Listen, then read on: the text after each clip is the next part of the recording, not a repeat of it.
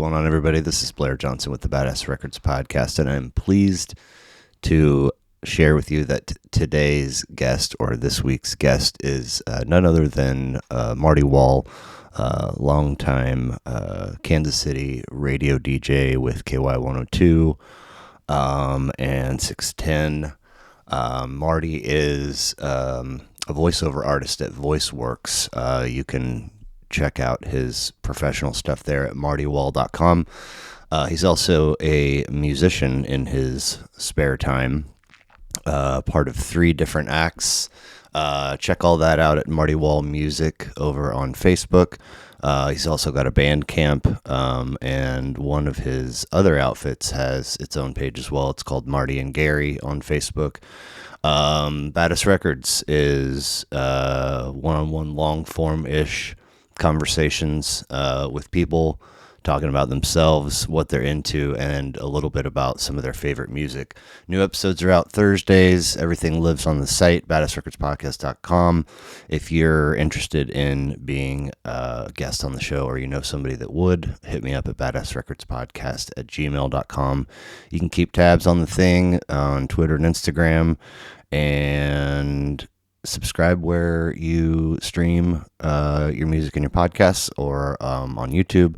That's all I got for you. Appreciate you stopping by. Hope you enjoy the show.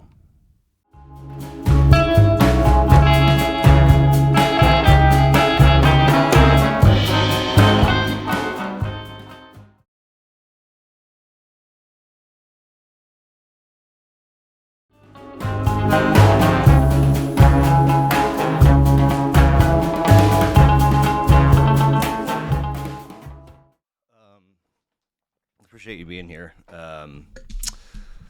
I think that this will likely wind up being episode 134 of Badass Records podcast.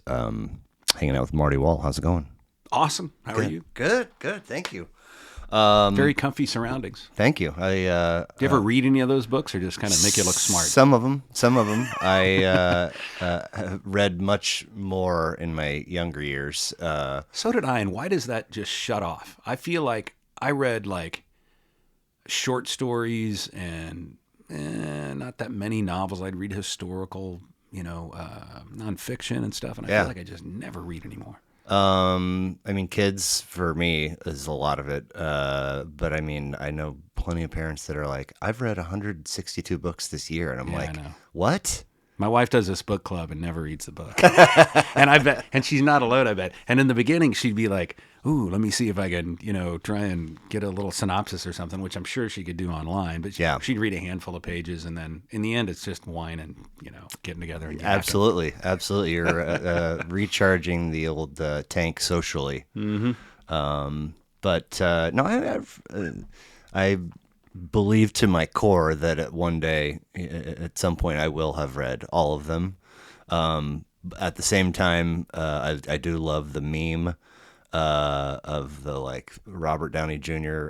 like super dramatic eye roll, and the verbiage is all the books that I haven't read when they see me buying another book. Well, start with the one on the far left. I don't think the cameras can pick it up. Cat in the Hat. That'll be easy, and you can just run right through that. And yeah. No, I was I went to Pittsburgh State for a year, and then boogied out to Colorado and finished out there. And as senior year was approaching, I realized that I was just this close to either minoring in communications, literature, or Spanish.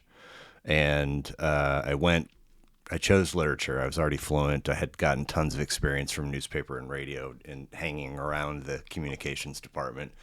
And so I was reading a lot then, and I read a lot in between undergrad and grad. I mean, and the fuel was that, the pipe dream gig is to be a writer. Oh, right.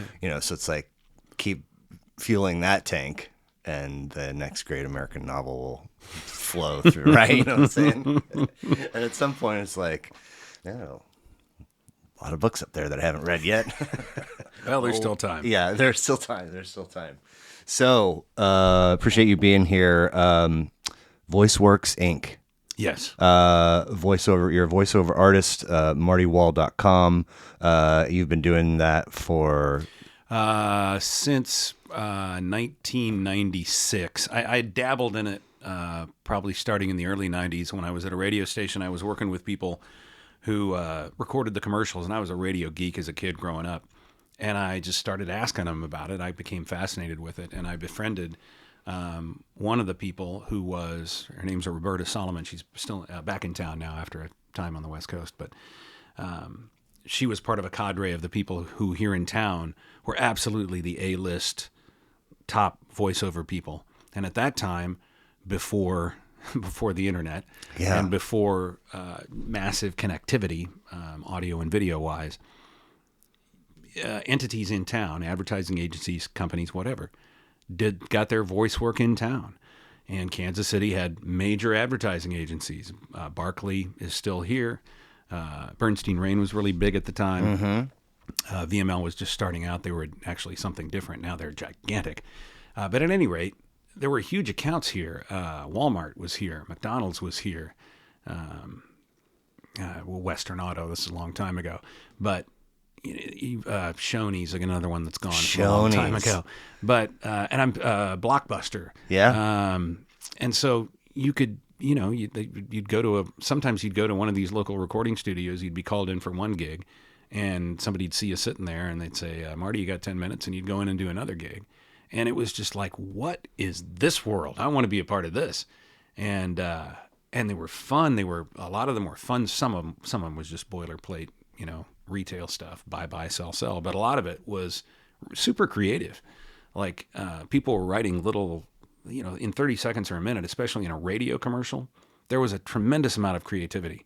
And so there was a tremendous amount of opportunity to be really creative on the part of the voice people, and you were interacting with other actors, etc. Fascinated me from the get-go, loved it, and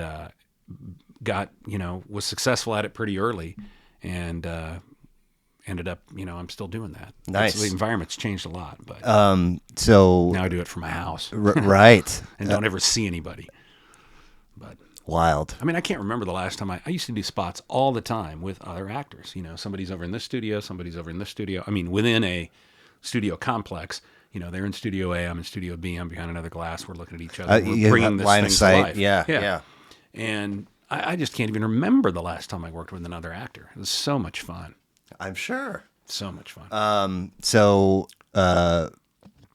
If one goes to MartyWall.com, that's the place to hire you for gigs, right? Certainly to contact me, and then through my agent we could make that happen. Oh. But what you'll hear is what's there really are examples of what I do and what I've done, and so there are just a bazillion spots and projects and narrations and all kinds of stuff there.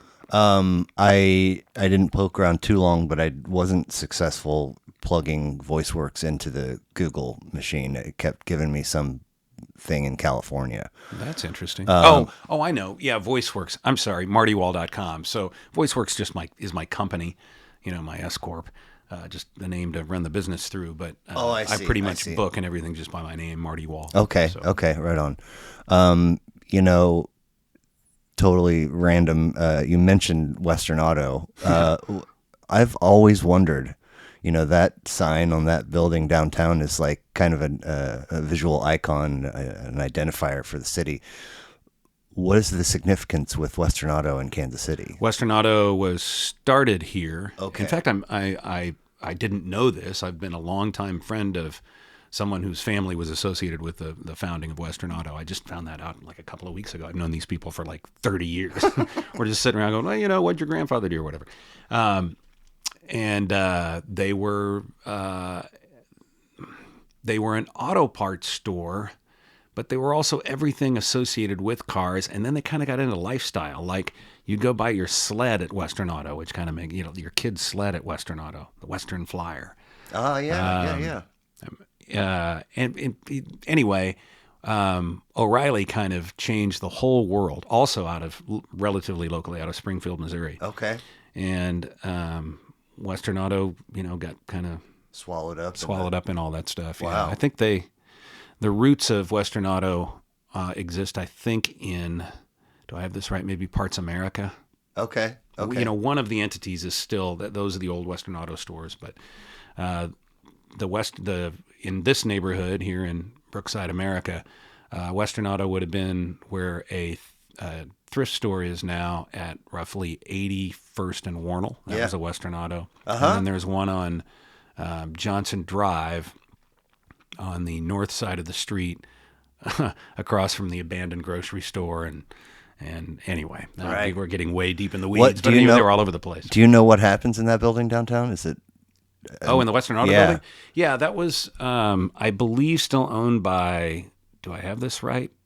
Nick Abnos. Do I have that? Same guy. Maybe the same guy that owns that, or related to the guy that owns the old ice house on Meyer and Warnell, the one that was Brandsmart. It's by the post office, and it's been abandoned forever. They're working on it forever. Yeah. Yeah.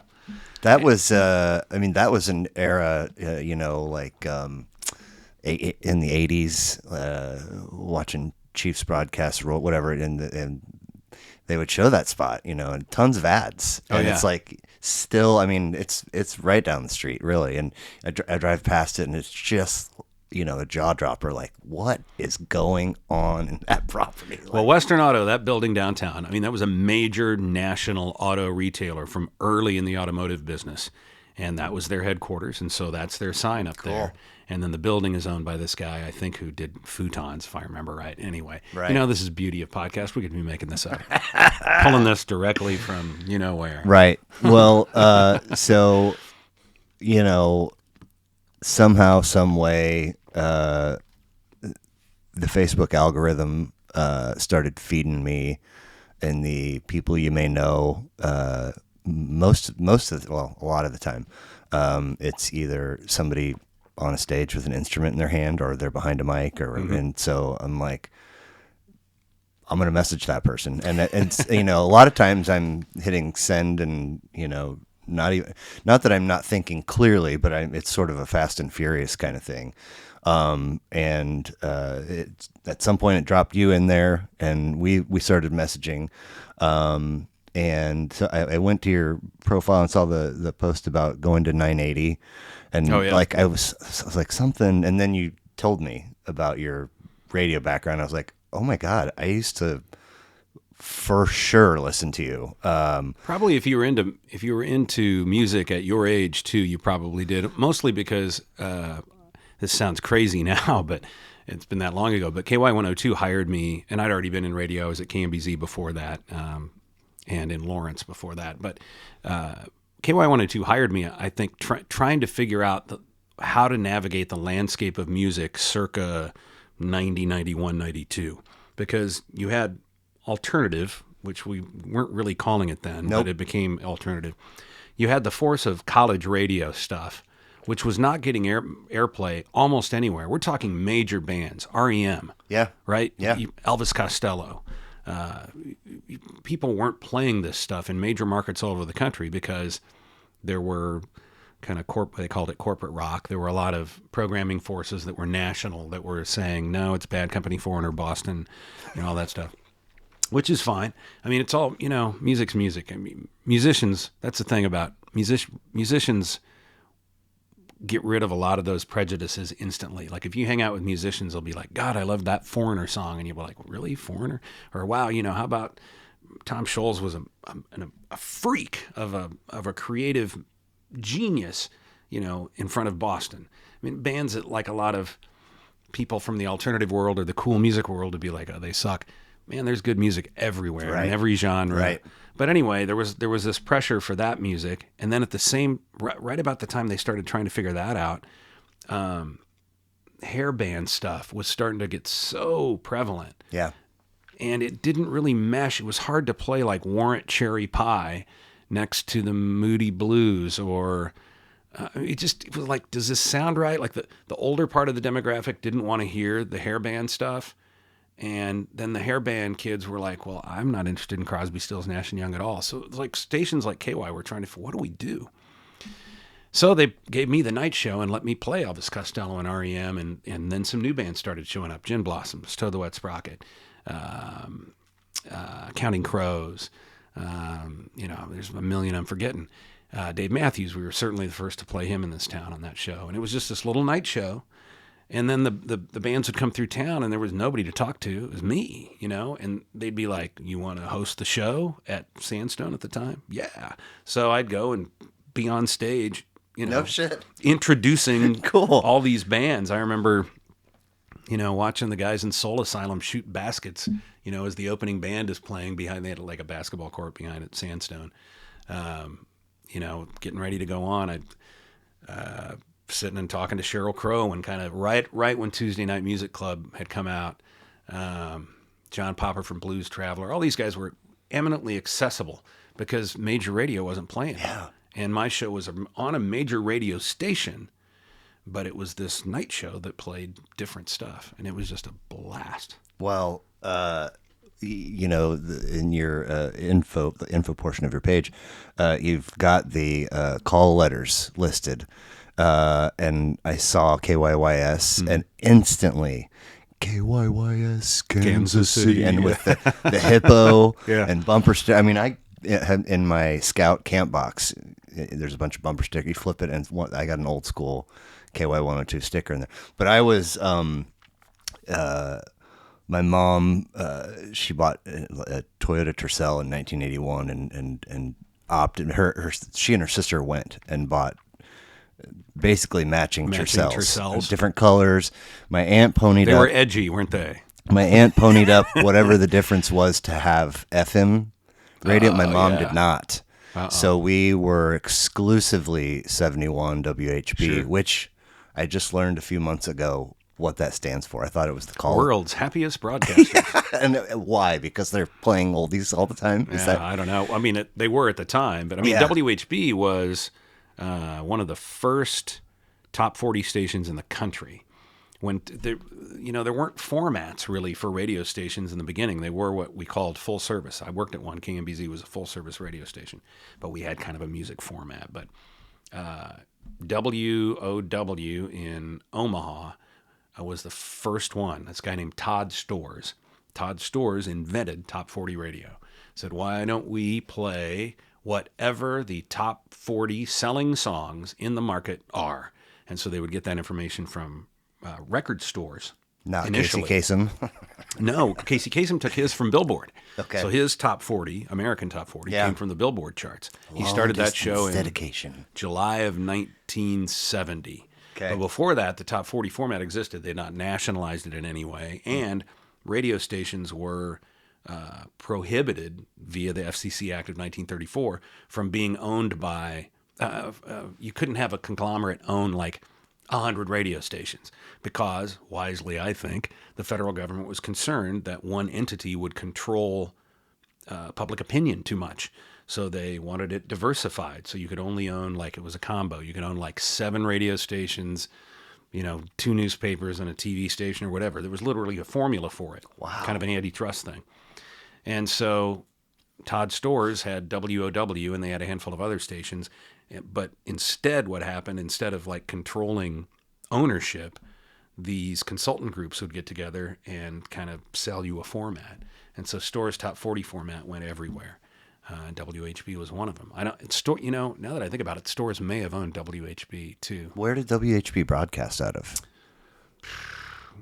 I know the answer to just about every question. It's not on Shawnee Mission Parkway? Eventually they were out there, right? At the KUDL building. So the KUDL Tower.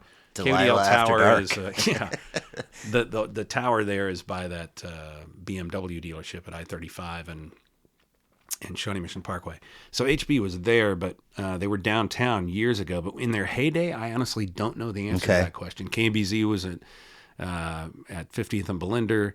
Yeah. And WDAF was on Signal Hill. That's where we broadcast on 31st and Southwest Trafficway. And that was DAF and KY102. Was KMBZ the one that did,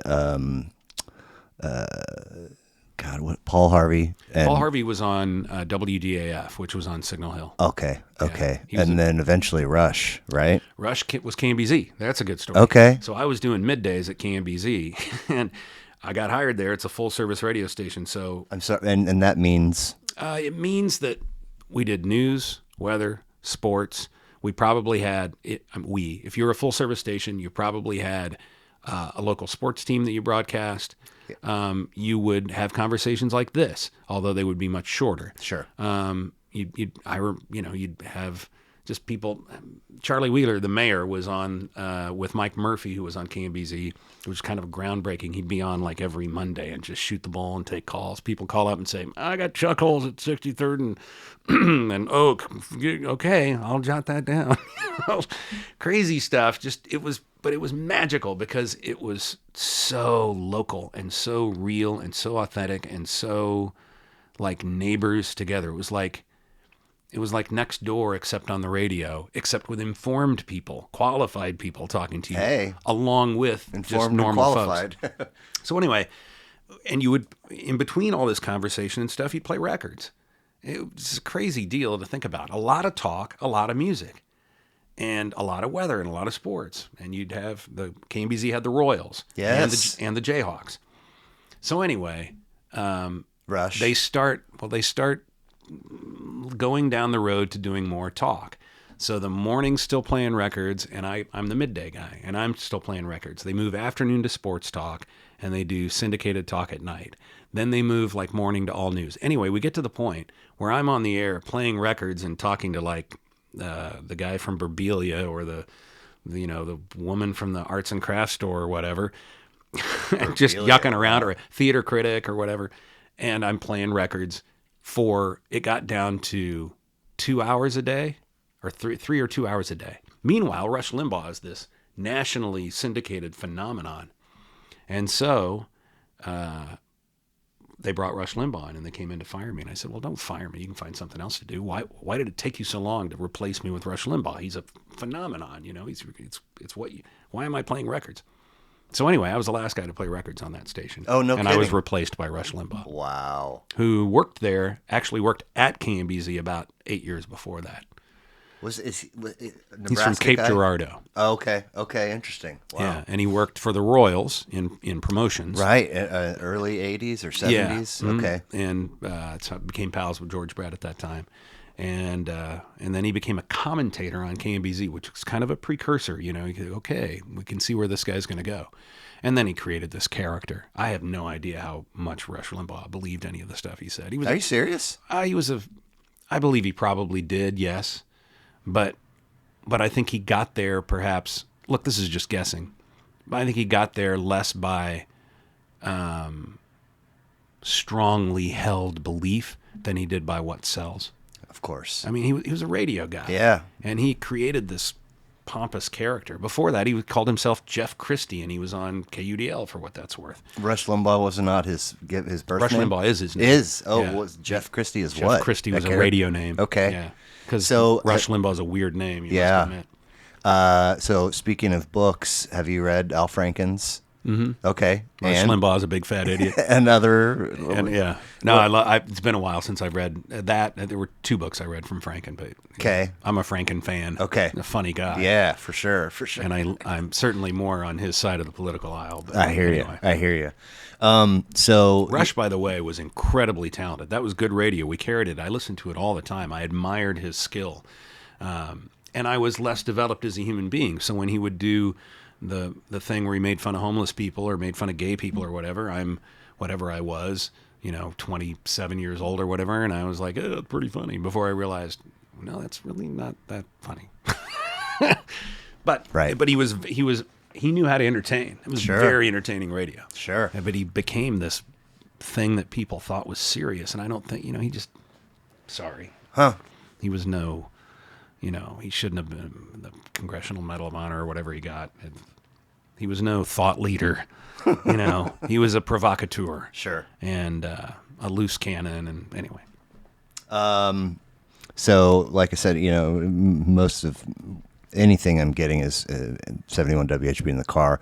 Eventually, we kind of become a Fox household. Like if there's music, it's just, and this is back also when we would put on the Fox for Chiefs broadcasts. Yeah, that was a big deal. First, very few properties broadcast on FM, and the Chiefs went with the Fox early on. It was incredibly wise. Yeah.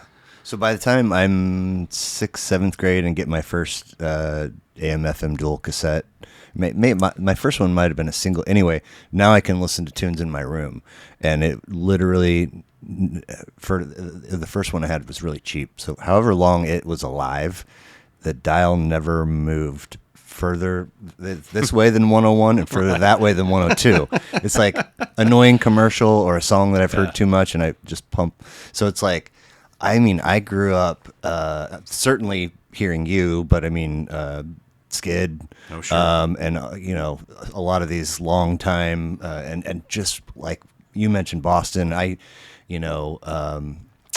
was a cat in Boston. God, his name's escaping me. Dreams was his cut. Barry Goudreau. Yeah. And like, you know, oh my God, it's like, obviously you can hear the connection, but it's a dude stepping out and doing his own thing. Yeah. Fox wasn't playing that, by the way, but KY was. We had a handful of songs. We had a little bit of freedom that was unusual, and we had sort of, we called them KY classics, but there were songs we played like Every Step of the Way was a solo song from the lead singer of Kansas, for instance, which we used to play. Nobody played that. Dreams was another one. Yeah. There's a handful of them. Yeah. How did this pop into my head? Two Hangmen by Mason Prophet. Oh, that don't bother me at all. I mean, you know, right? Just stuff. Yeah, there's stuff Great we played tune. that nobody Great played. tune. Anyway, and that was, you know, that's the kind of stuff that would really, you know, provoke my the student in me, because it's like at some point you know, you got all of the Stones tunes and the Zeppelin tunes and the Floyd tunes that FM radio is going to feed you, and then it just trickling out into other things, and again learning those connections, which, you know, and eventually I'm riding my bike. As soon as I've got babysitting, lawn mowing money, I'm Peaches. I'm Sound Warehouse. I'm spending, and I built this collection of cassettes, and I would just sit there and devour the liner notes, and so had to have good eyes to get the liner notes on the cassettes. Yeah, well, I mean, as a 8th grader, so How much you wish you instead had bought the vinyl now, which just lives a lot better than the cassette. Then you get the wow and the flutter on the cassette. I say that having left to come here 15 minutes ago, listening to a cassette I probably made in 1982. I still have the dual cassette thing, and it's in my garage, which I've been working on the last week and a half. I'm listening to the old, you know, mixtapes I put together. Yeah, very cool. But they're compromised, whereas vinyl would have been fine as long as it wasn't all scratched up. Right. Would have lived much better. Yeah. So KYYS and then 610. Yeah, I did sports briefly, sports talk radio.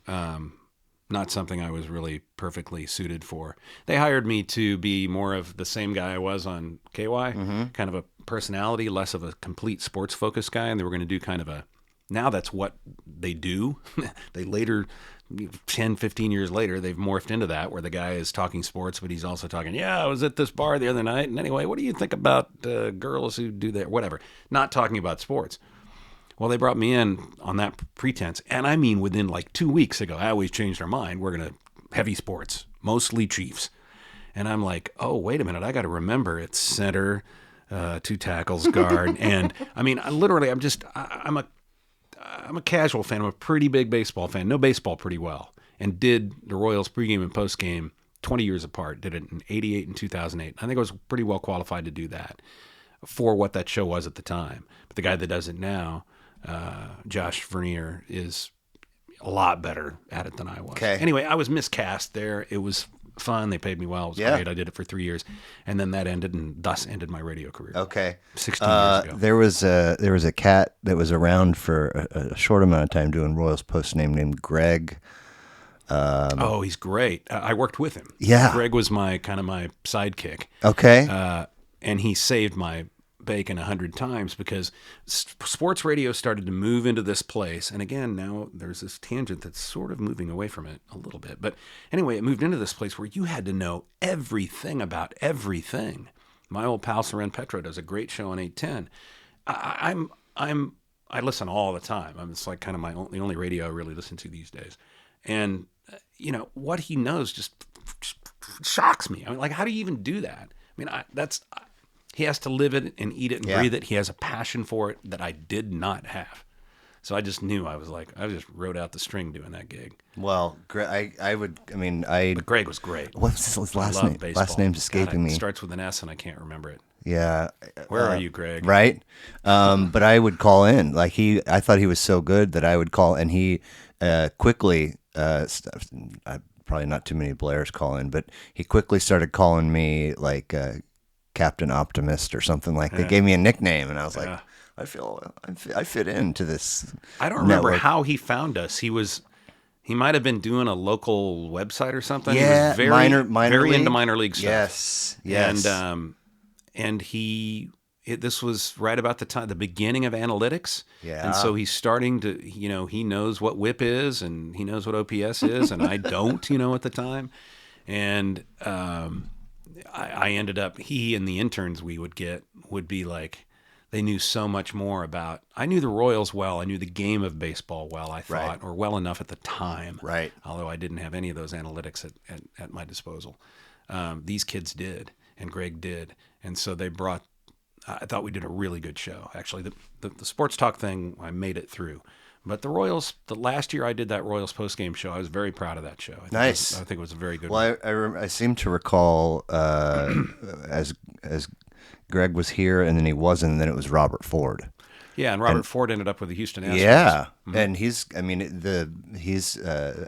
since he was doing that show, I mean, everything that he's done has been, a big leap for him. Like it's I always love. It was kind of like for so many years the Star was just littered with talent, and then they go off and do other things in other cities. It's still in the field of, and it just Kansas City and sense of pride kind of just.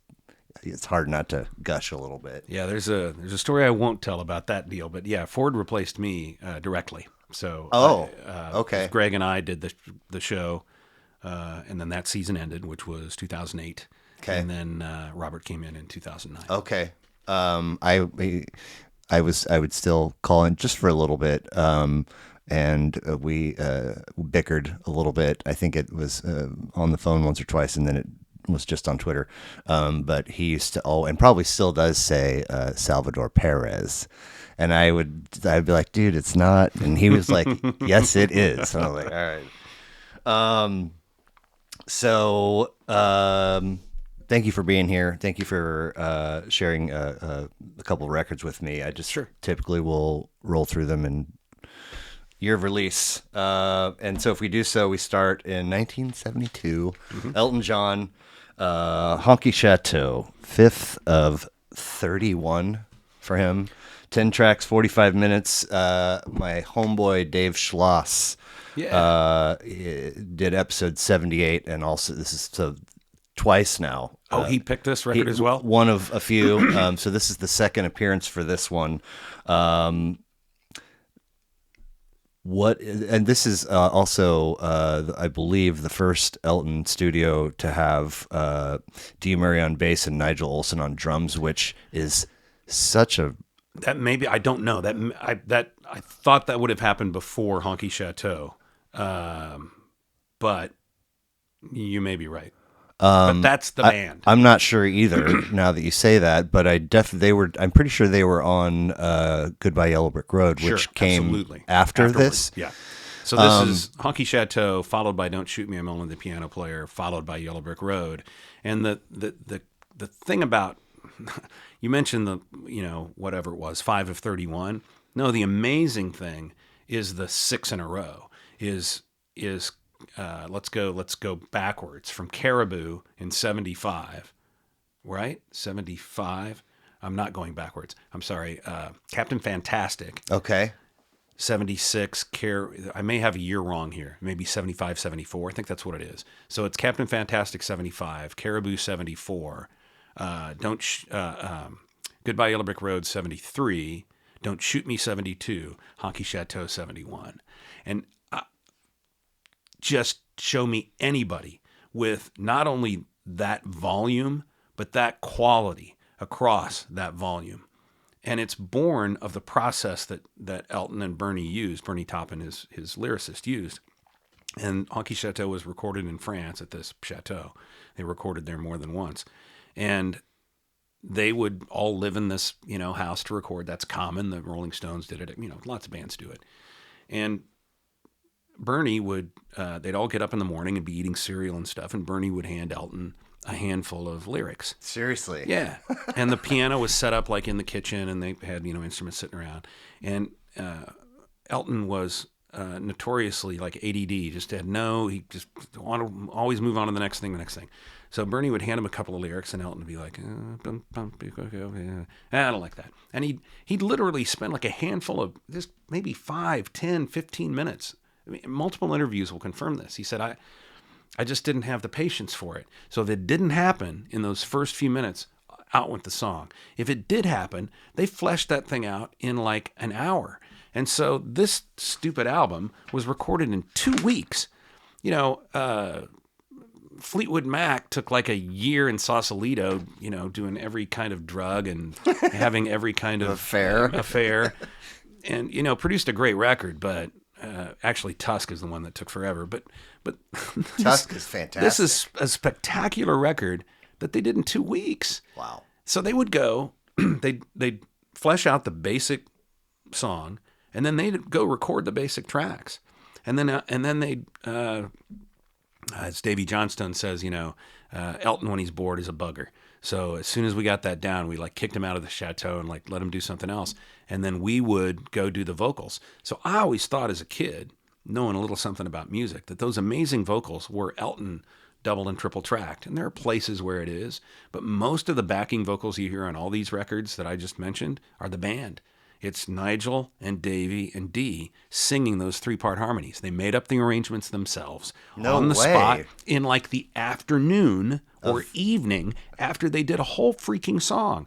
Then they would finally, when they were done with all those tracks, they'd send it to Paul Buckmaster, who was the arranger. He's going to be on the liner notes of this record if you're looking at it. And then he would, that'd be strings or horns, or maybe they're bringing in Mellotron or something, and Elton might play that, or they'd bring in somebody else, or he might play it, Buckmaster. And they put together these just spectacularly, perfectly produced records. Elton's piano, well, on this record, one of the reasons this is my Elton John record is that his piano style fits the title of the record. It's honky-tonk piano playing. It's total barrel house piano through that whole record. Well, and in Honky Cat to kick it off is just like... Absolutely. I need a beer and a shot, and I'm going to put my spur-saddled boots up on the... Yeah. Well, and see, that's Bernie Taupin's deal. He was amazing. He was just enamored of the American West. He was enamored of the American West. He was also enamored, as a lot of English people were, of the America they saw in movies through Westerns and things. So, he writes a lot of songs about his fantastic notion of the American West. Roy Rogers on Goodbye Yellow Brick Road is an example. On this record, Slave is an example, which is a song I do with my band. Salvation is too, really. Anyway, to me, this album is sort of a piece. Goodbye Yellow Brick Road gets all the glory. It's Elton's best record, hands down. So says everyone. I don't know what best or worst is, but to me, this thing hangs together stylistically, lyrically. Taupin's elusive. He'll say this. He likes to write evocative passages. He doesn't necessarily write a narrative song or a story all the way through, although he has. Ballad of Danny Bailey's an example. Oh, man. Off Goodbye Yellow Brick Road. But this thing just has a feel to it that is consistent to me, and maybe the biggest departure is probably Rocket Man, which is, at the end of the day, probably the biggest hit off the record. Right. And I do that as well with my little acoustic duo. In fact, we play like half this album. Nice. We're just so in love with it. We've figured out how to do it with 2 acoustic guitars when he composed it on piano, so it's a little challenging. And then the other thing about the record is just how well it's produced. There's not a lot of... Rocket Man's the best example, probably. If you listen to that song with headphones, you just hear every instrument. You hear which is the whole idea. Right. And that gets covered up so many times, I think. I have great respect for, Spectre and the Wall of Sound and everything. But what I really want to hear is I want to hear all the instruments and how they interplay and everything. And none of Buckmester's orchestration or anything ever gets in the way of any of these songs to me. They're never noisy. They're never too busy. Right. If you listen to Rocket Man on, I'll shut up in a second. I'm passionate. No, you're about good, this, man. I love this. If you listen to Rocket Man with headphones, right before I think it's going to be a long, long time, you're going to hear what I've never been able to figure it out. If it's mandolin or if it's slightly deadened strings way up the neck on a guitar, but it goes pring, and I think it's going to be a long, and it just rings through your headphones. Well, I had to mention them because way in the early stages of this thing, guy that still someday just announced a gig in August, Shiner, local. Oh, yeah, sure. Jason Gerken came and did an episode with me, and when I asked him for his list, he just gave me Yellow Brick Road, and he immediately... And I was like, that is so weird and not how I have stored you in my mind all these years. Musicians will surprise you. So when it comes time to get ready for his up and I throw the thing on, it's like a lot of these, I know well from my FM radio days. So I'm kind of skipping the hits, and it's like, what in the holy hell is happening with this bassist and this drummer? And I bring it up, and he's like, you mean you weren't aware of the greatest rhythm section of all? And I was like, I was not. So now, like, listening to Elton is such a treat that I never in a million years expected, because of, again, just that spoonful of FM radio hits. And yeah, Rocket Man, you can take all these songs and just decide to listen to an instrument. Although, Greg's probably, it's better taken to listen to the interplay, to listen to the whole song. But you can decide, I'm just going to listen to the bass on Rocket Man, for instance. And it's so melodic. The boom, diggity boom, diggity boom, boom, boom, and pring, and I think it's going to be a long time. It's like a melodic instrument as opposed to a, just laying down. And look, lots of great bass players do that and have done that. But he had a way to stay locked in, to provide what you needed to do rhythmically as a bass player, but found the holes to be more like a melodic instrument. And then you've got just a beater on the drums, really, like, and still very sensitive and stylistic, but a guy who hit the drums hard. Yeah. I got to give shouts out to the science department of Shawnee Mission East High School where I went, because sophomore year I've got biology and I'm second row, and the teacher stood behind this. There wasn't really, it was a desk, but it was a bigger structure in a number of ways, and there was a professionally made sign on the front that said, "And all the science I don't understand, it's just my job 5 days a week." Yeah, nice. And obviously, as a 15-year-old, whatever, science, I get it, but it's just really Rocket Man, Elton John, and again, I never in a million years would have foreseen how much I would come to appreciate that in different ways. It's interesting how similar a song that is to Space Oddity. It's about this detachment of the spaceman, and how he's not really in control of his own destiny. And here I am, sort of lost now. Bowie paints this whole picture where he gets lost up there or whatever. Right. But yeah, Bernie Taupin is more like, oh yeah, I'm punching the clock. It's my job 5 days a week. I got to pack my bags last night, pre-flight, 0 hour, 9 a.m. But I'm just getting ready to go to work. Right. Are you okay beverage-wise? Can I get you something else? Yeah, I'm all right. I got more water here. Okay, cool. So Sir Elton is obviously a giant figure in the world of music, but I'm curious if you recall your introduction to him and his songs. All my music comes through my brother and sister, most notably my brother. So brother 6 years older than I, sister 10 years older.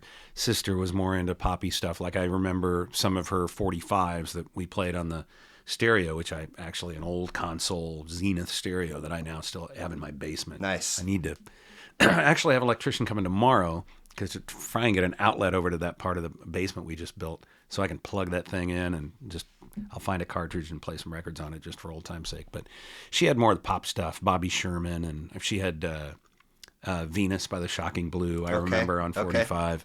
But my brother, who was very into music, got into some of the first records he bought. The first record he bought was Creedence Clearwater Revival, Willie and the Poor Boys. Or first, it was given to him for Christmas. That was the first record he owned. But he quickly got into Elton John. And so I heard these records, played on the stereo. And then when we moved to a different house, he was in the next room. And I absolutely remember Caribou, the album, which was, 3 after this one. Hearing that whole thing come through the walls, but you're born and raised KC, right? Mm-hmm, and just 3 total kids. Yeah. And then, do you know how mom and dad met? Yes. Set up on a date in an army town, Junction City, Kansas. Okay. My dad was a soldier at Fort Riley. Gotcha. And did they put on music to listen to in the home when you guys? Absolutely, but they're pre-rock and roll. So my dad was born in 1930, my mom 1934. And so that music absolutely informed me, but it was musical soundtracks. So I fell in love with particularly The Music Man, but we had, My Fair Lady and South Pacific and Sound of Music and all these soundtracks of musicals that were played all the time. And then the stuff that was most informative is the stuff of my latest musical venture. I've started a jazz trio. We've been playing down at Stock Hill off the plaza. And that's the standards. So it was Sinatra and it was Bennett. And, there were jazz records in there. Ellington, Glenn Miller, because my dad was a big band guy. I mean, that was the pop music of his youth. Yeah. And then my mom was probably more into the crooners. But Elvis passed them by the same way our rap and hip-hop passed me. I was like a year off, right? And my folks were probably the same way. Because my dad, my mom graduated high school in 1952. Again, see, that's so she wasn't, as a young mom, she's probably not going to get into Elvis. Yeah, right. So, Willie and the Poor Boys is the first record your brother buys. Is there a first record that you bought or fell in love with or borrowed? Isn't that funny? We're all supposed to remember that. Because my brother's record collection was so available to me, and because I could make cassettes of people's friends' records, etc. But boy, what? One of the early ones would have been, I can think of a couple of the very first ones probably would have been, and I should have been buying before this, right? Because I'm in high school. Because I got a stereo of my own and I moved down into the basement where I could hook it up. That's probably why it took so long. Steve Winwood's Ark of a Diver and Woody Herman's 40th anniversary concert at Carnegie Hall when he brought all his sidemen back who were alive. Woody Herman. And they all played. Yeah. I'm not familiar. Big band jazz. Okay. So he would have been a contemporary of, Ellington and Glenn Miller. And in fact, I almost gave you that record because I still love it. He celebrated his 40th anniversary as a band leader. He was always adventurous. He always loved young musicians. He got into West Coast jazz a little earlier than a lot of people did. But he always had just these smoking young players. And so he had decades of these smoking young players who would go on to be very big, like Zoot Sims and Stan Getz. Dang. And brings them all in, and they all play all these old charts. And I played that thing until the grooves wore out. That was one of the first ones. Anyway. What about shows? Any early concerts or first standout? I think the first rock and roll show I went to was Hall & Oates opening up for ELO. I loved ELO. Whoa. And Hall & Oates they were still like, Rich Girl and Sarah Smile and everything. They hadn't hit that gear that they hit in the early 80s. So this would have been probably 1980 or 81. I went to see that show at Kemper. Which is a relatively brand spanking new building at that 74 point. is what I believe. 73 or 74. And I also saw the Stones at Kemper. Desperate to see the Who, but Keith Moon had died and they were, in flux. Municipal Auditorium showed a live simulcast on a gigantic screen, grainy at the time, but with big speakers playing the soundtrack. It was them live in Toronto, and you bought a ticket to go see it, because it was seeing the Who live. Yeah. So I didn't get a chance. That's the only chance I had to see the Who. Nice. So you've got this outfit that you mentioned, you and two other fellas. So I've got essentially musically, live performance-wise, I have three things going. The first I've been playing with the same guy for 25 years, a guy named Gary Charlson, who is kind of a local pop hero in town. Okay. He did some recordings in the 80s that have found their way onto compilation records on some obscure labels and have ended up in movies. Like he's been on he's had a track on like a British TV show and small movies. I mean, Yeah. he doesn't have anything on a big major motion picture release. But anyway, he's well known by musicians of a certain age in this town. And I've been playing with him acoustically for 25 years. So he plays lead and sings. I play rhythm guitar and sing. And then with him and some other pals, I put together a band. We call that the Ramblers. The Ramblers and the Sellouts also. Sellouts was before the Ramblers. Okay, yeah. okay. There was another band called the Sellouts, and we actually got booked. We got booked, and they thought we were this other band. Oh, It's kind of a show band. Like they're super talented. These show bands that are around town. Lost Wax is a great example. They're really good, but they'll like play nonstop. They'll just keep playing, and funk and pop, everything. And I think they booked us, and here we are, this little, typical rock and roll garage band thing. So I had to change the name there.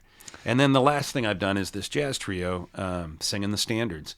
And it took me a long time to work on that at home, woodshed it, as musicians say, to see if I could do it, because it's very different than rock and roll. Of course. Phrasing in particular is a big deal, and how you can't do things singing that kind of music that you can do in rock and roll. You can cheat all over the place vocally in rock and roll. It's kind of hard to explain, but you can use every kind of you can do all that stuff in rock and roll, man. And in these songs, you got to sing them. You got to sing them in open tones, and you've got to honor the phrasing, which is very different than rock and roll. The feel is very different. It's swing. So there's you and Gary. There's me and Gary, and then there's the jazz Ramblers. outfit and the Ramblers. Yeah, and I've been playing. I just started this thing, and I've been lucky enough to play with a guy who plays a lot around town named Michael Pagan as keyboard, and then we've used some different basses. The first bass player I played with was a guy named Steve Ragazzi, and I looked him up. He's like, "Yeah, well, Steve can play." And Michael hooks me up with him, and I look him up, and he's like, he played with Chet Baker. Oh, wow. In Italy. And Michael I'm like, is "Whoa, wow." like a composer, conductor, professional, gigs yes. around. His son did Louis. an episode with me. So Louis played bass with us on our last gig. He's great. Yeah. And we're booked again on July 12th at Stock Hill, and it'll be Michael and Louis and myself. Fun. And Louis and his dad really lock in, and I really enjoyed that gig. I recorded it, and I've been mixing several of those tunes, and I just think, wow, these guys found a groove that night. We all kind of found a groove that night. So I dined at Stock Hill once. It's been a number of years ago, but it was incredible. Bring your wallet. Well, there is that. But it's really good. But a level of service that I was not familiar with, even with 20 years of restaurant experience. Oh, that's right. I looked you up too. Yeah. And it's like servers have like 4 table sections, and there's server captains, and who knows the average number of utensils that each guest, just they never miss a beat. And it's like, it's sort of weird. Like, am I supposed to be here? Like, but as far as you can tell, it is managing to survive. It's a tough model. It's Yeah. I think there are two really interesting models in this town, restaurant wise. And if you're in the business, you'd appreciate this. So Corvino's is he calls it a supper club, right? Yeah. So he's got the jazz thing up front. It's big. It's dark. It feels like it ought to be in New York. And it's surviving Yeah. as near as we can tell very well. It He seems. didn't he open a burger joint too? Like, Yeah, I don't know if it's still around. Something happened with COVID that changed that. Yeah. But yeah, it was like a street window or something for burgers. His burger is outstanding. He's unbelievable. Yeah. We found him at the American, right? Same. Before he left. Same. I nerded out enough that, or maybe he was just doing it anyway, but a table visit. Oh, yeah, And no, came to the table, and it was a couple other couples, and one of them goes, "He's a chef too," and I was like, "Don't do that, not not that even, kind of stuff. yeah. Please don't ever do that again." But and then Stock Hill is a steakhouse writ large. I mean, it's on a grand scale, and it's beautiful, and it's and it's pricey as it should be. I mean, there's amazing cuts of meat. Their and beef it's is stylistically prepared, etc. Their cocktail program's great. Yeah. A really good friend of mine's son started there, and he's not the only talented guy there, but he has a lot to do with their current cocktail program, and it's destination stuff. And I go in there and do bespoke. I just go, make me something, which I love. Bespoke. Yeah, I mean, bespoke would be like if you, bespoke clothing says you tell a tailor what fabric you want and kind of what cut you want, and then he makes you a suit. And that term applied to cocktails would be, I'm kind of a whiskey guy. I tend towards sweet. I got just the thing for you. Yeah, right. There's a bespoke post that's like, I think it's a company that's geared to make dudes fashionable, and I'm always like, ooh, and then immediately I'm like, you don't have extra money for this, or the need to wear a suit all the time. The first time I encountered that was I found it when I was in LA. It was a bespoke bar. Like, that's what they did. They didn't have a cocktail menu. Cool. You went in and were interviewed by the bartender, and then he made you a drink. And so I had a Brooklyn. So all the boroughs in New York, turns out, have a cocktail, right? So there's a Staten Island and a Brooklyn and a Bronx, and of course a Manhattan. Yeah. And the Brooklyn is essentially Manhattan with Luxardo and dry vermouth. Oh, okay. And something else I can't remember. So, is there an ideal spot where folks can keep tabs on who you're gigging with and when and all this kind of stuff? Yeah, I've struggled with, like, should I separate the jazz thing, because it's kind of a different audience, and it's definitely a different venue, because my band plays primarily Mike Kelly's West Sider on Westport Road, which is kudos to Mike Kelly, who is invested in local music and just keeps having it, and that's a hard gig. But it's a dive bar kind of joint, great Reuben, good place, good burgers. And then we were the acoustic duo was the Sunday night band at Tomfoolery's for 13 years. Dang. Which was kind of the Plaza's dive bar after the Falloon dressed itself up. Right.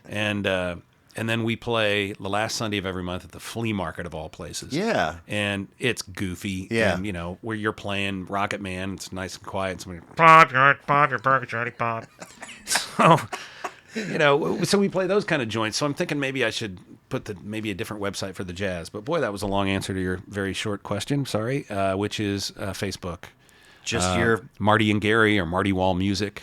Okay. Yeah. If I think if you Google Marty Wall music, you're going to find your way to that stuff. And I posted some stuff on SoundCloud. I haven't figured out. We're on Bandcamp, but I haven't figured out what to do with the jazz stuff. Sounds really good. It's just one channel me and one channel with an ambient mic in front of the amp for the bass and the piano, and you can hear the cocktail lounge sounds in the background. It just sounds great, and I got to figure out. Nobody releases anything anymore. I'm proud of this stuff. It's like this. If I keep collecting these tunes, do release stuff. I got to figure out a way to get that stuff out there too. Okay. But Gary and I have recorded a couple of CDs. One live at Tomfoolery's. Still very proud of that one. And some of it's goofy, kind of drunk at the end of a night stuff. This was many years ago. But I think the musicianship's really solid and sound is good. Pat Tomic, who was a drummer for the Rainmakers, recorded it for us. Nice. And then I mixed it at home. So where does your musicianship journey begin? Are you a lessons kid? Is this all coming out of adulthood? Like, what's your background there? Park Hill had a really good band program. I mean, half the kids were in band. And so I signed up to be in band. I guess no, that would have been the first thing. And so they looked at me, a little rotund kid with glasses, and said, tuba. And so I played the tuba, and I made it through that little rough stretch after the first 2 or 3 years when everybody wants to quit every instrument. And the band director told my dad, do not let him quit. He saw something. So I ended up, getting a scholarship to go to KU and play, and I became pretty accomplished. But I knew I wasn't what I was. I decided in high school I wasn't going to be a music major because I always thought I could do music for fun. Well, I don't know that I want to do it for a living. What if I become embittered, having to do it or whatever? Oh yeah. So I took the journalism route, which took me to radio, and I got a journalism degree at KU and then a poli-sci. You two bachelors before you go for your master's. Journalism and poli-sci, and then the master's is in education. The master's in education is just was an accident almost because radio was such a volatile business at the time. I thought I needed a backup where I could work anywhere, anytime. And so I got a teaching certificate, and KU had a program through which they took graduates from other disciplines because they needed teachers, right? So they wanted to recruit teachers from other disciplines in unorthodox ways to feed the teacher mill. Yeah. So you skipped the GRE, you didn't have to do anything. If you had shown academic achievement as an undergrad, and I had 2 degrees, then they kind of interviewed you and put you into a grad school program without taking the GRE, without anything, and they fast-tracked you. And you could finish your master's in like 2 years if you took a full load, which I pretty much did. And so I got a master's and a teaching certificate. Cool. To teach social studies. Was the 2 undergrads intentional? I was working in radio at the time, and my loans would come due unless I stayed in school. And the journalism degree at KU, they encouraged you to take. It was like one of the majors that had the least the smallest number of hours of classes in the school. Oh. Because they were training you to be a reporter or Sure. a writer. So they wanted you to take these little mini concentrations. So I took political science, American studies, because I thought I was going to be a reporter. And I looked at my numbers and was like, wow, I'm like 15 hours short of a poli-sci degree. Let's go get that. Yeah. As long as I'm here. Yeah. And I won't have to pay off my loan. I was working at the radio station. Yeah. And so that's how that happened. So tuba 2 guitar? Yeah. So I, senior year at KU, I just had a handful of hours, that you had to kind of fill out. And so there was an hour guitar class. And I took it, and all it did was kind of teach you just the very basics. You're like playing, Bingo, and here's an A chord, here's a D chord. Well, I learned ADG and said, okay, see ya, and hardly went to class. And I mean, I got a D in the stupid thing, which was a travesty. That's typical senior year stuff. Yeah. But once you learn that those 3 chords, you can play anything. And then pretty soon, oh, wait a minute, C and it's kind of a screwed up F. And then, EAD, and pretty soon you can play anything. Yeah. And so I just started picking around, and a girl I was dating gave me a guitar, and didn't think much of it, actually, just had fun at home. And I would go to the Buzzard Beach and see Bob Walkenhorst from the Rainmakers play with Gary Charleston, who I ended up playing with, or I'd see Doug Medlock, who I knew from radio. The Buzzard Beach is now closed. Yeah, that was before the tape. Right. And I thought, wait a minute, I wonder if I could do that. I know I can sing. Can I do that? Because I had a singing group in college, an a cappella Motown singing Really? group. Yeah. Cool. Yeah, we were actually really popular in a weird way. Yeah. And that kind of showed me I could sing, because I hadn't really sung in my life. But these guys, that's a really quick story. They lived next to me in the dorm at KU, and they were singing under the boardwalk. And they were messing up the middle part. And I went over, and I knew one of the guys a little bit from marching band, Rich. And so I knocked on the door and said, hey, you know what? I can teach you that middle part of that song. I love that song. I've known it my whole life. So I start teaching them the song. They weren't insulted? No. Nice. I mean, they were like, oh, no, we didn't know. We couldn't go to YouTube and find it, right? Yeah. Back then. So at some point, Bob, this guy, says, sing it. I go, well, I can't sing that stuff. I'm white. These 3 black guys. And I love the song, but I mean, I just didn't even, and I can't sing that high. He goes, well, try. And we got to that middle, and it was, under the border, down by the sea. So I figured out, oh, wait a minute, I can sing falsetto. It sounded better then. That sounded pretty darn And we good. started that thing, and it went really well. So fast forward several years to when I'm watching Gary, it's like, well, I figure I can sing. So I'd sit in with them, goofy, boozy stuff sometimes late at night, singing Elvis. And then my wife bought me a guitar our first Christmas, And it was a quality guitar with the proper action and everything, and I could suddenly play it much better than I could the one before. Proper action means How high the strings sit off the fretboard. Oh. This guitar was so messed up that it was given to me by this girl I Yeah. had dated, that it was incredibly hard to play because the strings were way up off the Oh. fretboard. And I didn't know that it didn't sound right when you strummed it. It was messed up. And when she gave me this guitar, I was like, oh, and I got much better very quickly and was playing out, getting paid for it within a year. That was 97. So I've been doing it since 97. wow. Now I've gotten much better. I'm embarrassed to say that people were paying me because it was essentially my lead player we'd turn him up really loud and I would turn myself way down and they'd really cover most of the parts. But I could sing and we could sing in harmony. But I've become, a reasonably okay rhythm player over the years. I mean, still put in the hours when you're home alone and pick it up and Guitar is no.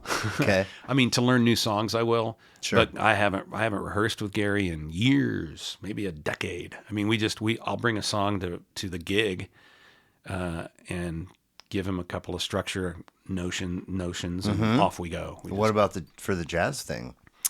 The jazz thing? Those guys are so good.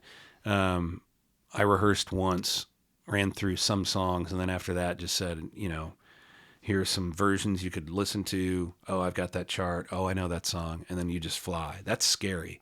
Those guys Hell are yeah. so good. And it's really, you don't know where it's going to end. Like Gary and I, we kind of know what we're doing. We fleshed out these arrangements over the years, but with these jazz cats, man, it's a whole different deal. You're walking a tightrope.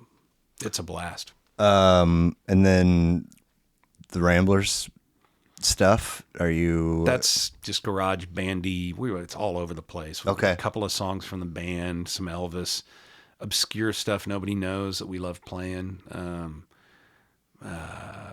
Chuck Berry. This your cousin, all kinds of stuff. Marvin. He's got a bright future. So, Honky Chateau was 72, and then we take a huge leap forward to 1993 with Spilt Milk by Jellyfish. Yep. 2 of only 2, 12 tracks, 46 minutes. We go from the UK to San Francisco with this power pop group that I kept, like right out of the gate, I'm getting ELO. Then I feel like I was getting like hints of Freddie Mercury. Oh, for sure. And maybe some Elvis Costello. But I had never heard of these guys. Oh, really? No, oh my God. Kidding. So do a little dive on the web, and you'll find this is absolutely a musician's band. This is ear candy. Musicians will know Jellyfish, especially pop guys, because it is like the zenith of everything associated with power pop to me, because it takes everything that Queen did with less technology. The other band that you're missing there is Beach Boys. It's huge Brian Wilson Beach Boys thing. So it's gotcha. Yes, it's Beach. The influences there would be probably an evenly distributed Beach Boys Queen. Okay. And then XTC. There's a lot of XTC in this band too. And they're brilliant musicians. I cannot overstate what these guys, just how incredibly talented as musicians they were, and as songwriters, especially creating melody and harmony, and then wizards in the studio. This is unlike Chateau. This is a heavily produced record, and it has, if you listen to it repeatedly again and again and again, it's got counter melodies within the song, and they're usually sung. And I mean, that's a technique that you'll find in like classical music and marches, and it's like, wow, these guys are so advanced, but it's very Brian Wilson-y. Okay. And also the record is meant to be played, and you can't kind of do this anymore.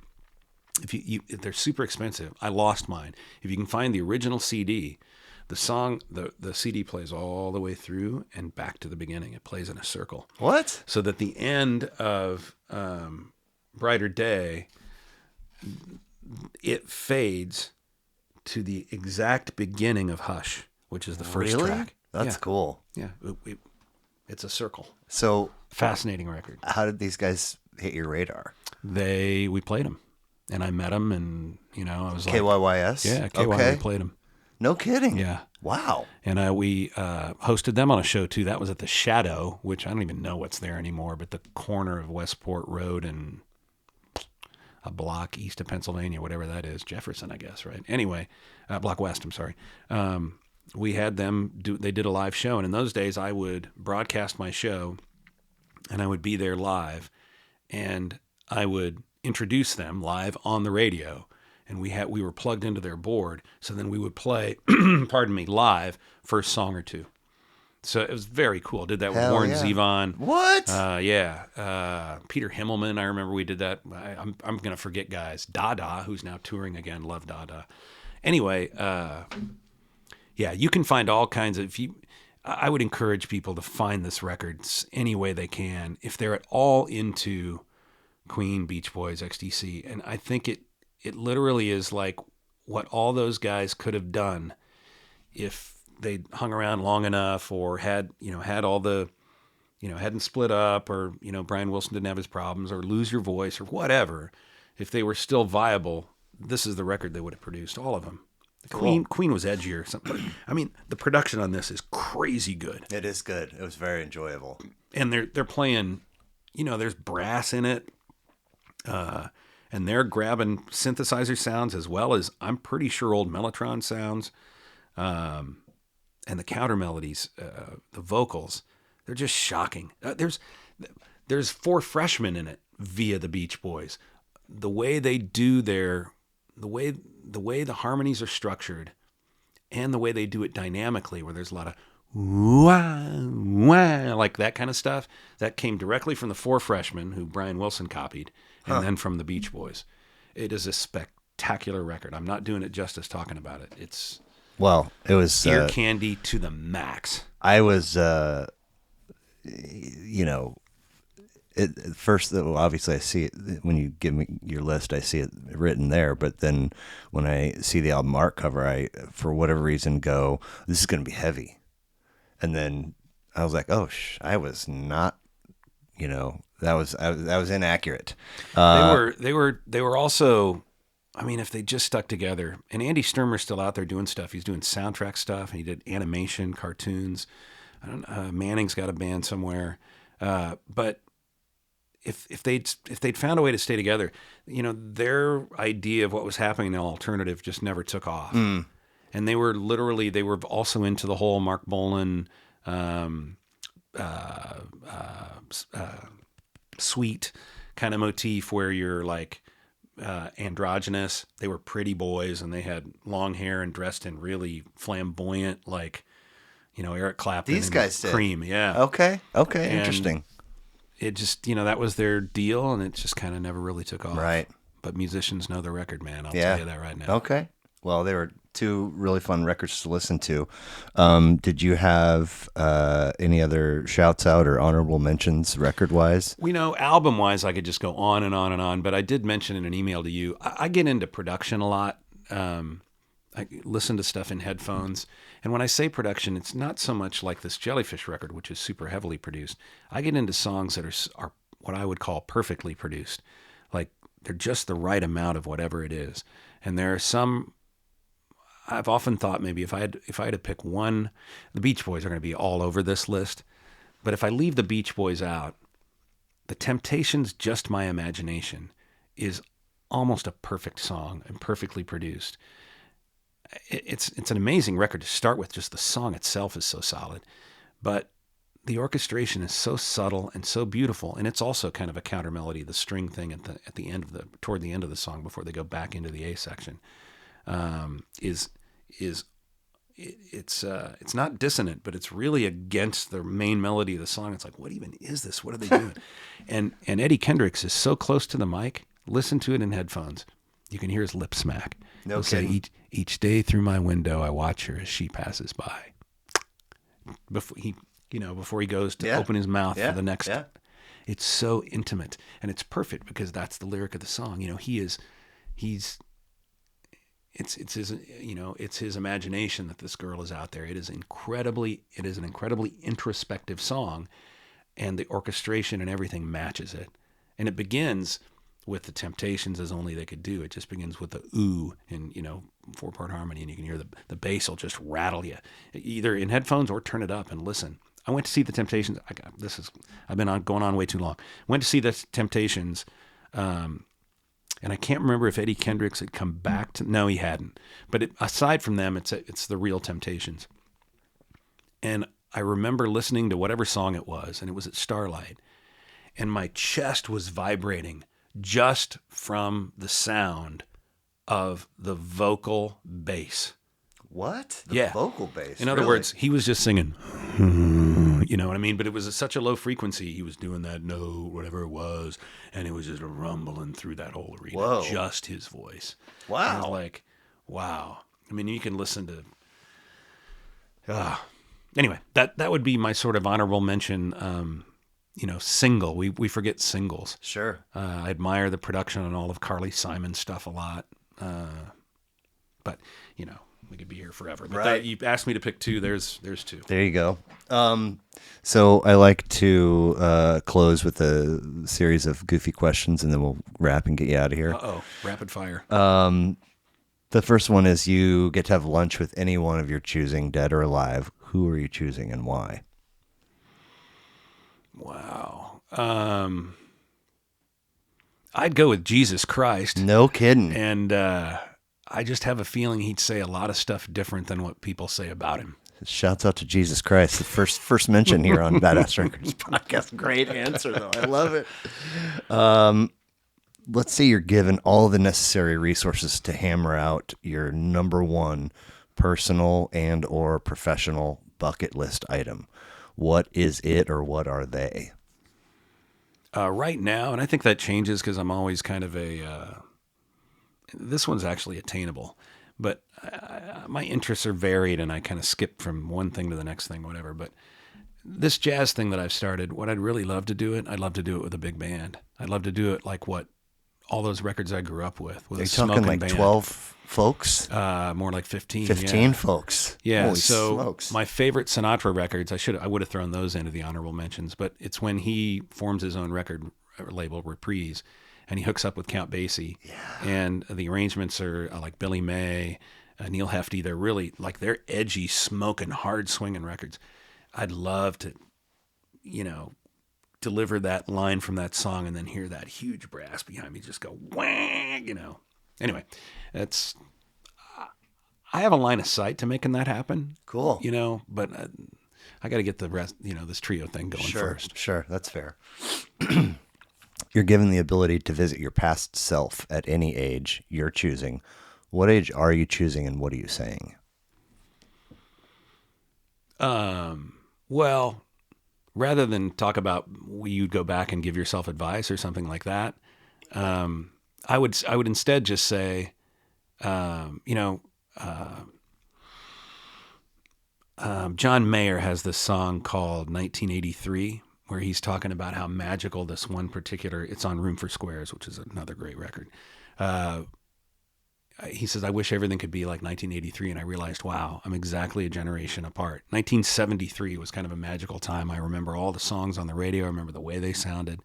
Life was easy. It was great. I, met my pals in Waldo on the next block, and we'd stay out till the streetlights came on, and Mom and Dad took care of everything. And the music on the radio was spectacular. It was Badfinger and McCartney. And so I just go hang out with that guy. Nice. I love that. You recall the television program Fear Factor?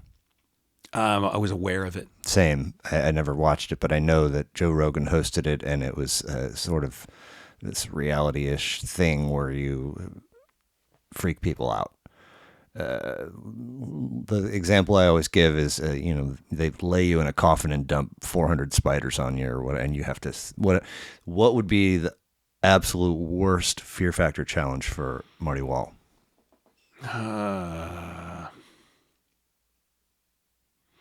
Anything involved, involving being stuck in a tight space, just pure on, claustrophobia, whatever it would be. I don't care what it is. Sometimes gotta have an escape hatch, baby. Sometimes folks struggle to come up with, and so what I use to prompt them is, Uma Thurman being chloroformed in Kill Bill and wakes up buried fucking alive and has the wherewithal. I think about that, and then I think about what was this little submarine Titanic thing that went awry, and like if any of those folks were like, okay, we got to come up with a plan to save ourselves, step one would have been to murder me, because I would have been like freaking out and of zero use. You know? I not to get too heavy with it, but I along those lines, a neuromuscular disease like ALS or something, and to be trapped inside your own body when you are otherwise completely able is a tragic thing. And I've been to some ALS benefits and things, and your heart goes out to those people, because I can't imagine as you. Did you ever read? I think it's Dalton Trumbo, Johnny Got His Gun. Do you remember this book? This could be.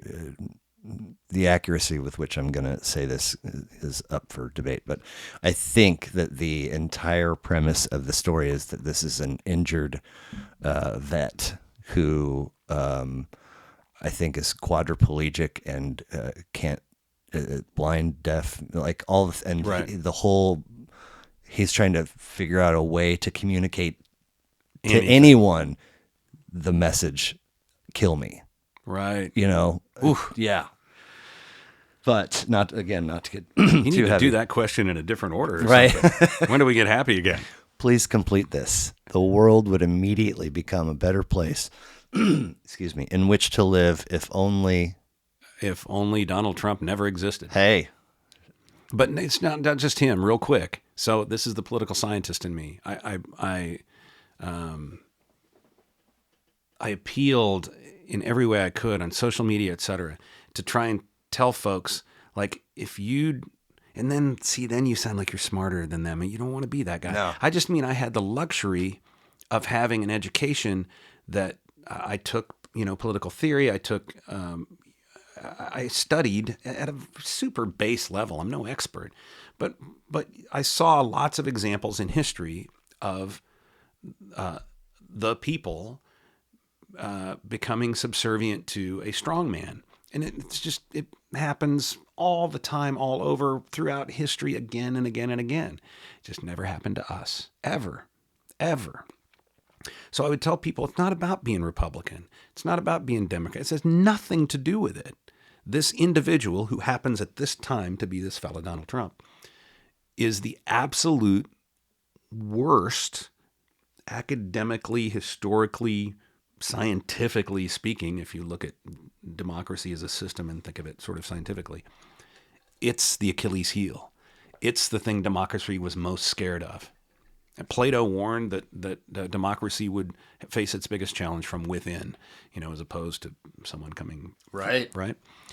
And it doesn't matter that it's him, and it doesn't matter that he's a Republican. He's aligned himself with things that he thinks are going to get him elected to the next thing. It's all about power, and he is an enemy of democracy. And anyone like him.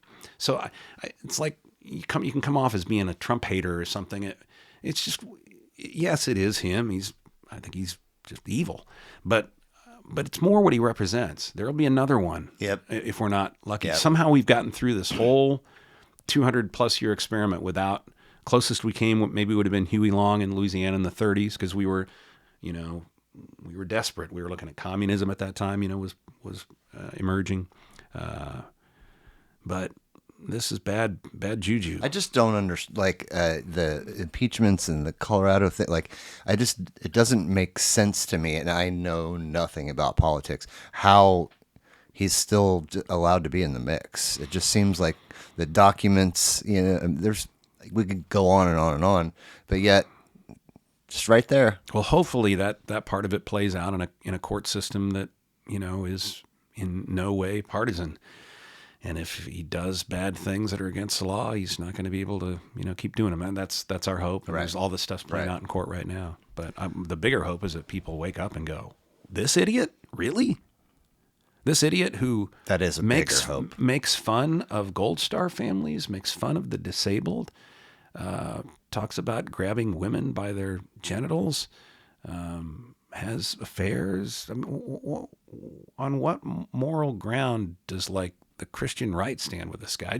It's it's a big nonsensical thing, and the only historical sense for it is it's not reassuring, it's actually frightening, is that it's happened before and it'll happen again. Right. People just want to go follow a guy. And I'm still amazed it's him, but anyway. So that's the answer to that question. So folks can check out your voiceover stuff at martywall.com. And if they were inclined to want to hire you, they go through your agent, and that's how that whole thing. Just find me on martywall.com, Yeah. and I'll respond to you. And now I'm hoping all that stuff I said about Donald Trump doesn't. Anyway, right? I'm not political very often. I mean, I don't know. I had to be honest. I hear you. And I wish that people who maybe support him could hear me say, again, it's not him and it's not you. This is a dangerous thing. It's in our human system to be suckers for this stuff. Right. And you're not dumb because you fell for it. Just maybe open your gaze a little bit and think, ooh, maybe I did make a mistake here. You're not stupid because you did it, or you're not, Yeah. And then if one were to Google Marty Wall music, they would be Facebook, hopefully, yeah, led Marty Wall to music. Gigs with you and Gary, the Ramblers, Yep. and then the Jazz Trio as well. Playing quite a bit.